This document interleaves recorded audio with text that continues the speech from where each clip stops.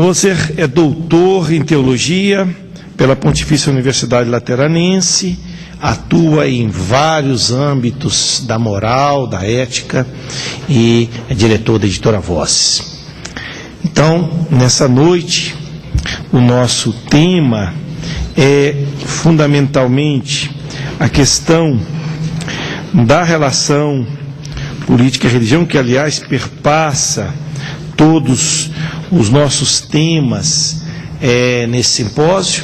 Nós vamos realizar da seguinte forma: nós vamos ouvir inicialmente Frei Moser durante 25 minutos, depois ouvimos durante no máximo 25 minutos o professor Virgílio, depois damos um tempo para que cada um, com a contribuição do outro, acrescente alguma coisa, e a seguir abrimos a palavra para vocês em forma de perguntas, observações, acréscimos. Então, com a palavra, Frei Moser. 5 minutos de aviso. Muito boa noite a todos e a todas. Eu queria dizer que para mim é uma satisfação muito grande estar aqui nessa faculdade jesuítas de filosofia e teologia. Por acaso, eu estive aqui em 1993, quando fui encarregado de coordenar a construção do Instituto Teológico Franciscano, lá em Petrópolis, e vim aqui para ver como é que se planejava uma biblioteca. Claro que a gente não copiou exatamente a biblioteca daqui, mas, de qualquer forma, nós viemos aqui, eu e mais alguns companheiros, para termos uma ideia de como que se poderia planejar. A biblioteca saiu bastante boa e a gente está aqui com satisfação agora, tantos anos depois. Eu prefiro ler o texto, porque acho que é um debate que requer muita atenção, requer precisão nos termos. E por isso eu prefiro ler, depois então a gente debate livremente. Padre Hamilton sabe que eu tenho dificuldade de fala, não é? O Murad, irmão Murad também, não é? Da televisão, a gente tem uma certa dificuldade, eu prefiro ler. Primeiro, o título, não é, do tema em debate estaria totalmente fora de propósito se tivesse sido formulado alguns séculos atrás, ou mesmo algumas décadas atrás. E se tratando do denominado mundo ocidental cristão, e mais especificamente do Brasil, não havia margem para dúvidas. Não só o cristianismo, mas o catolicismo constituíam as religiões predominantes e, portanto, direta ou indiretamente, eram detentoras de um poder extraordinário, que ia muito além da dimensão religiosa. Até mesmo em si, tendo presente figuras como o Marquês de Pombal, né, de saudosa memória, e o caso do Brasil, a força da maçonaria, no final do Império e inícios da República, o inquestionável poder da Igreja Católica não se restringia a questões ligadas à moral e aos bons costumes. Através desses ângulos, ela acabava exercendo um poder político respeitável. Hoje, em termos de Europa, se faz evidente o esvaziamento das igrejas e templos, como se faz evidente que nem o fluxo ainda grande de peregrinos consegue esconder a perda crescente de poder das igrejas e, sobretudo, no caso da Igreja Católica. Certos escândalos recentes acentuaram ainda mais essa perda, a tal ponto que, em certos contextos, a voz da Igreja não só se perde em meio a outras vozes, não da editora Vozes, né, mas outras vozes, como até acaba sendo contraproducente. Se a Igreja diz, então deve ser o contrário. É verdade que, em termos de América Latina e Brasil, sobretudo, quando se fala leva em consideração não apenas a Igreja Católica, mas também as igrejas evangélicas, não há como negar que elas constitui uma bancada evangélica respeitável e temida. Entretanto, a questão de fundo que se levanta é exatamente sobre a legitimidade das igrejas e religiões, em geral, não é? Em particular igrejas cristãs, atuarem em termos políticos. O pluralismo cultural e religioso é tamanho que até as estatísticas se tornam pouco confiáveis. É que uma mesma pessoa pode estar recebendo influxos contraditórios e atuando igualmente de maneira contraditória. A coerência entre fé e vida se torna cada vez mais tênue. Por isso mesmo, a questão levantada se torna mais contundente. E para evitar um emaranhado de conceitos, convém, antes de mais nada, esclarecer o que se entende por religião, por política, por pluralismo. Ademais, como as situações são extremamente diferentes quando se tem em consideração o mundo de hoje não é a Europa, não é o Brasil, não é a América Latina, é muito maior. Então, o mundo de hoje convém restringir-se a um determinado contexto. E, no caso, convém ficar aqui no Brasil. Esta escolha não é arbitrária, pois com frequência se sente os fragores entre religião e laicidade, numa tentativa de impedir qualquer contribuição que apresente algum cunho religioso. Eu não sou jesuíta, mas trabalho trinitariamente. O ponto número 1, religiões à procura de um fundamento comum. Com propriedade, ao formular a questão central desse debate sobre a possibilidade ou não, conveniência ou não, de articulações fecundas entre convicções religiosas e política, se colocou o plural, pois ainda que a experiência de São Paulo, no Areópago de Atenas, repleto de expressões religiosas diferentes, é referencial importante, o Cristo pregado por São Paulo pressupunha um Deus diferente, mas embora fossem numerosas as imagens de ídolos, elas ainda poderiam ser contadas. Estou contando aqui, não é, uma dezena, 2 dezenas de imagens. Hoje, os desdobramentos em termos religiosos são tantos que se pode utilizar com propriedade o adjetivo incontáveis, pois ao lado de religiões mais ou menos estruturadas e institucionalizadas, há uma infinidade de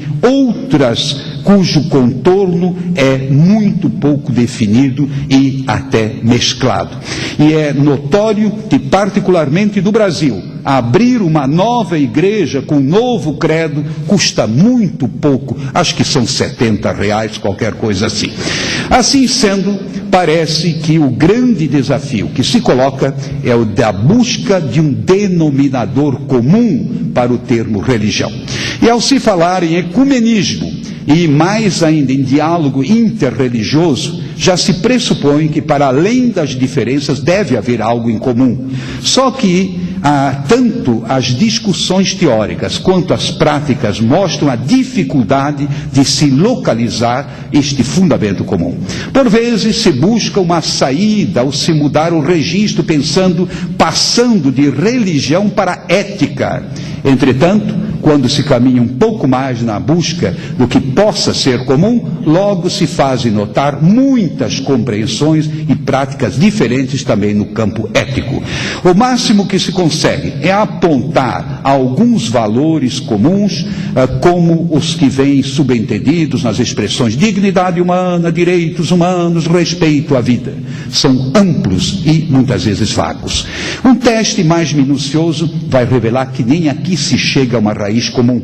Por isso mesmo, talvez o foco deva ser outro, não mais o dos puros conceitos, mas o das práticas. Significativamente, no caso do Brasil, a bancada evangélica, em muitas situações, mostra que as dificuldades dos conceitos é superada por determinadas práticas. Ou seja, para além de eventuais diferenças de cunho doutrinário, mesmo ideológico, essa bancada se aglutina em torno de alguns valores que parecem fundamentais para a sobrevivência e o desenvolvimento desenvolvimento da sociedade. Isso não significa que seus componentes sempre procedam da mesma maneira ou, em outras circunstâncias, deixe de buscar outras alianças. Significa apenas que colocam acima de tudo o que lhes parece ser o bem comum naquele momento.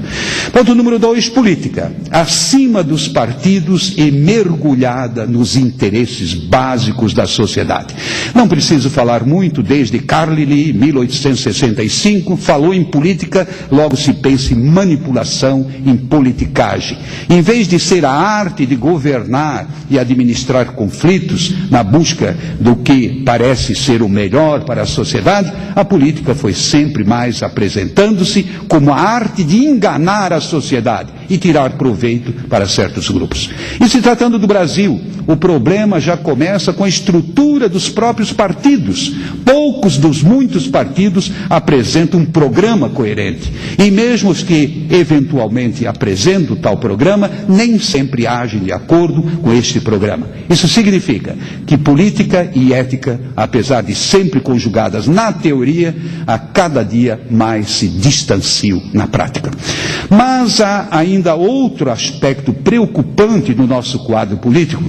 Através do apadrinhamento e do motor de interesse de grupos particulares, os partidos deixam de ser partidos para se tornarem grupos que buscam tirar o maior proveito do bem público. Na mesma linha, a denominada base aliada pouco tem a ver com a base e muito menos de aliança. É aliada enquanto garante interesses de grupos, mas a rigor pouco tem a ver com a base de projetos sociais mais consistentes. É dentro desse quadro que se percebe que a conjugação entre política e ética na busca do bem comum se torna cada dia mais difícil, pois política se confunde com politicagem e ética com a bandeira vazia de conteúdos. Ética se apresenta como uma espécie de palavra mágica para cobertar corrupção, no sentido mais amplo e mais profundo da palavra. A corrupção, não apenas no sentido financeiro, mas também no sentido de promoção de expedientes destinados a iludir as massas com mirabolantes projetos que se abrem verdadeiros valeriodutos, condutores do desvio de recursos públicos e se torna um mecanismo de destruição dos valores éticos. Terceiro e último ponto, pluralismo entre o diálogo profundo e a confusão de conceitos e práticas. Pluralismo, ecumenismo, articulação de diferenças, leituras transversais, são expressões que se encontram na ordem do dia, substituindo globalização com todas as suas ambiguidades. E com certeza, essas palavras carregam consigo grandes aspirações para a sobrevivência da sociedade, tão dividida e tão conflitiva. Inclusive iniciativas entusiasmantes de alguns anos atrás, como foi o caso da União Europeia, fiz tantas homilias exaltando a União Europeia, hoje se veem ameaçadas de se transformarem numa espécie de sonho que se esvai com o advento de uma dura realidade. Ou seja, as centenárias até milenares diferenças que estiveram na origem de inúmeros conflitos, que tantas vezes se transformaram em guerras, parecem estar ressuscitando das mais diversas formas. As ameaças do desmoronamento de um sonho não se restringem apenas a uma questão monetária, nem financeira. Elas ressuscitam a antigos preconceitos de toda a ordem, reeditando assim tantos outros quadros conhecidos no mundo inteiro. Com certeza, o respeito às diferenças e a admissão do pluralismo como possível caminho de ganhos para todos é um objetivo que deve ser procurado com todas as forças, justamente quando mais se acentuam os choques de interesses contraditórios e excludentes. A questão toda se coloca no caminho a ser percorrido para que o pluralismo não se confunda com uma espécie de Babel, onde cada um fala uma linguagem diferente e, por isso mesmo, sente grandes dificuldades de empunhar bandeiras e práticas distintas e, ao mesmo tempo, necessárias para uma comunhão fecunda. Conclusão. A questão de fundo desse debate é da conveniência e possibilidade de uma contribuição de convicções religiosas para a construção de uma sociedade verdadeiramente plural e ao mesmo tempo articulada em busca do bem comum. As maiores dificuldades teóricas e práticas, no caso do Brasil, têm como pano de fundo a justa busca da autonomia das várias realidades. No caso, a busca da autonomia de uma sociedade que se quer adulta e se constrói a partir de coordenadas laicas. A insistência sobre a laicidade do Estado carrega, porém, consigo um certo rancor de grupos no que se refere à importância histórica das religiões, e maiormente da Igreja Católica e demais igrejas evangélicas na configuração da sociedade. Com certeza, com todas as mudanças verificadas em nossa sociedade, já não há mais lugar para nenhum tipo de domínio da fé sobre a razão e, consequentemente, também não há mais lugar para nenhum tipo de domínio das concepções religiosas sobre outras concepções antropológicas e sociais. Aliás, há mais de 50 anos, o Concílio Vaticano II já dizia que propõe a reconhecer a autonomia das realidades terrestres e renuncia a qualquer tipo de dominação. Entretanto, dado o substrato histórico, agora vem, substrato histórico do Brasil, onde a religião sempre ofereceu suporte para a estruturação da sociedade, e dada a complexidade do momento em que vivemos, também sob todos os aspectos, parece que a pretensão de colocar convicções religiosas de lado é correr um risco muito grande, no sentido de criar uma nova religião, é a religião da laicidade.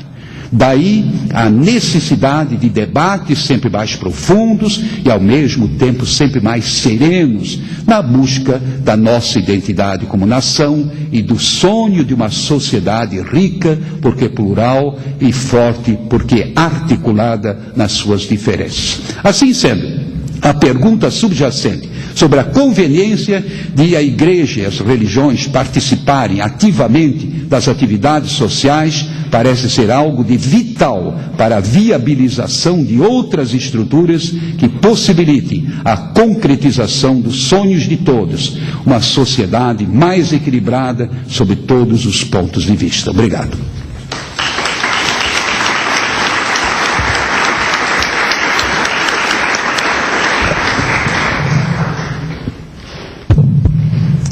Muito obrigado, professor Moser. Eu queria salientar os pontos que você apresentou e caracterizou de uma forma brilhante que nós temos hoje um duplo movimento, eu diria, de degeneração nas bancadas religiosas que estão atuando no Congresso e na própria política brasileira. Se observarmos bem, houve um aumento das bancadas religiosas nos últimos anos. Não somente evangélica, também católica, em menor grau. Agora, estranhamente, isso não conduziu a uma melhoria da qualidade das correntes políticas no Brasil. Ao contrário, a corrupção aumentou e aumentou também o grau de poder, eu diria, de fazer valer os interesses de grupos e não os interesses da sociedade.